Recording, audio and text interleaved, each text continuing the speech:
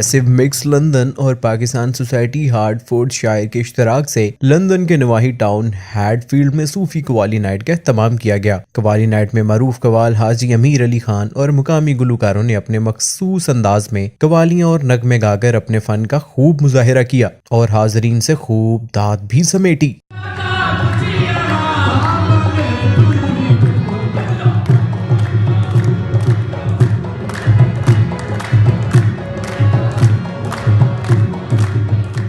Qawwali night के organiser Rashid Chaudhary, Jasim Chaudhary, Jasim Khan, रिदा इशफाक, अहमद मुस्तफ़ा और मोहम्मद दानियाल का कहना था कि इस तरह की कवाली नाइट का एहतमाम का मकसद न सिर्फ अमन और मोहब्बत का पैगाम पहुंचाना है बल्कि अपनी सकाफत और कल्चर से दूसरे लोगों को मुतारिफ करवाना भी है। इस सूफी कवाली नाइट में एशियन तुलबा और तालिबात और इनके अहले खाना समेत इंग्लिश तुलबा की बड़ी तादाद ने भी शिरकत की और कवाली नाइट से खूब लुत्फानंदोज हुए। Kamran Abid Bukhari, UG news, massive mix London. हाथ बहुत शायद रस्ते से आए और लोगों का शोर आए और 5 तालियां।